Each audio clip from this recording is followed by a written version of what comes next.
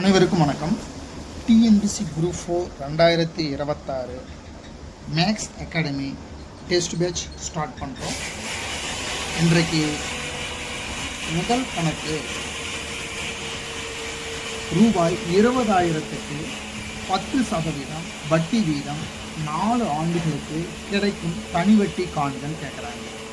இப்போ இந்த கொஸ்டினை பார்த்தீங்கன்னா ரூபாய் 20,000க்கு 10% வட்டி வீதம் 4 ஆண்டுகளுக்கு கிடைக்கும் தனி வட்டி காண்கன்னு கேட்குறாங்க. அப்போ தனி வட்டிக்கு ஃபார்முலா தனி வட்டி SI = PNR / 100 ரைட்டுங்களா.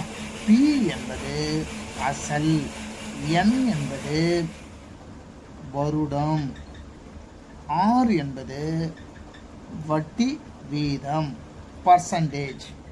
இப்போ பாருங்களா, ரூபாய் 20,000க்கு அவன் தான் P, 20,000 இவன் தான் P. சதவீதம் 10%, R = 10%. 4 ஆண்டுகள், N = 4 ஆண்டு ரைட்டுங்களா. இப்போ ஃபார்முலா எடுத்து எழுதுவோமா? SI =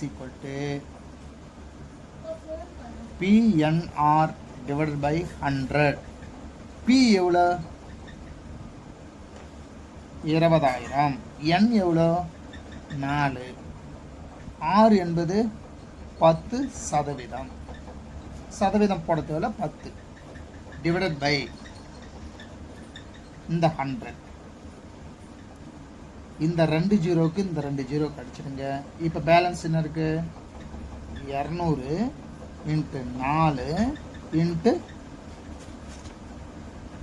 10. இங்க பாருங்க, 200 × 4 பெருக்கலாமா? 4 0 பெருக்குனா 0, 4 0 பெருக்குனா 0, 4 2 8.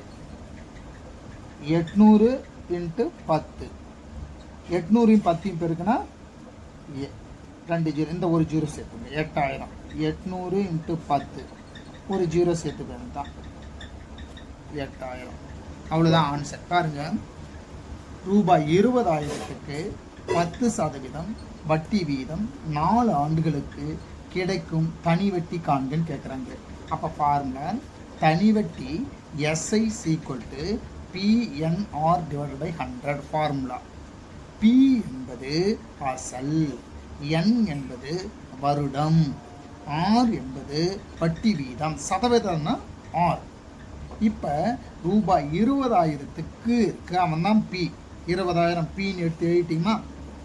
அடுத்தது 10%, R = 10%.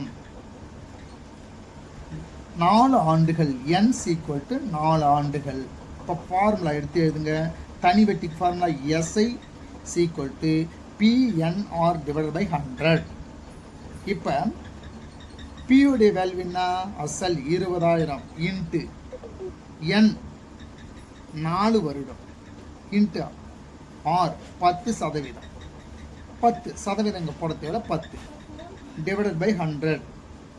இந்த 2 ஜீரோவுக்கு 2 ஜீரோ அடிச்சிட்டோம். மீதி பேலன்ஸ் 200 இருக்கா? இன்ட்டு 4 இன்ட்டு இந்த 10. 200 4 பெருக்கு, 0 4 பெருக்குனா 0, 0 4 பெருக்குனா 0, 4 2 8.